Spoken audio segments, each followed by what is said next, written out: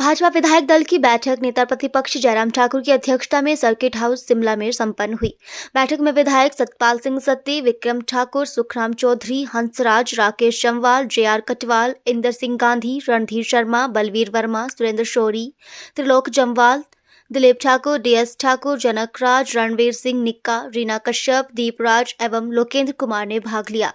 Bharatiya Janata party के प्रदेश प्रवक्ता एवं विधायक राकेश जम्वाल ने कहा कि भारतीय जनता पार्टी विधायक दल की बैठक पूर्व मुख्यमंत्री ठाकुर की अध्यक्षता में संपन्न हुई। बैठक में अनेकों मुद्दों पर चर्चा की गई और आने वाले बजट सत्र को लेकर भी चर्चा की गई। उन्होंने कहा कि बजट सत्र के दौरान भारतीय जनता पार्टी आक्रामक रुख अपनाएगी, क्योंकि वर्तमान की सुखविंदर सिंह सुक्खू की सरकार द्वारा पूर्व में भारतीय जनता पार्टी की जयराम ठाकुर की सरकार के दौरान एक वित्तीय वर्ष के अंदर सारे संस्थान कार्यालय जो डिनोटिफाइड किए और उसके बाद खुद स्वयं जाकर उनको पब्लिक मीटिंग में अनेकों जनसभाओं में अनेक कार्यालय घोषणा, PHC खोलने की घोषणा जो सरकार और हिमाचल का एक क्रम रहा है उसी प्रकार वो कर रहे हैं। राकेश जम्वाल ने कहा कि प्रदेश के मुख्यमंत्री से सभी प्रश्न पूछेंगे कि जब आप भी इस प्रकार के कार्यालय एवं संस्थान खोल रहे हैं तो भारतीय जनता पार्टी की सरकार के दौरान खोले गए संस्थानों को रद्द क्यों किया गया।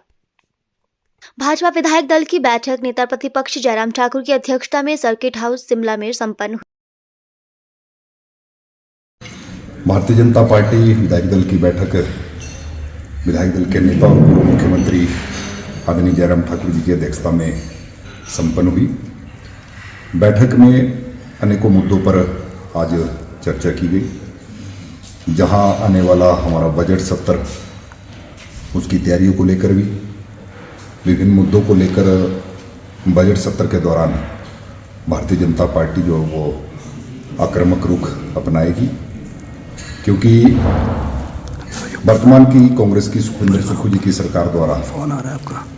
पूर्व में भारतीय जनता पार्टी की जयराम जी की सरकार के दौरान एक वित्तीय वर्ष के अंदर खोले गए सारे संस्थान, सारे कार्यालय जो डिनोटिफाई किए और उसके बाद खुद स्वयं जाकर अनेकों पब्लिक मीटिंग में, अनेकों जनसभाओं में अनेकों कार्यालय खोलने की घोषणा, PHC खोलने की घोषणा, सब डिवीजन खोलने की घोषणा जो हिमाचल का एक क्रम रहा है उसी प्रकार वो कर रहे हैं।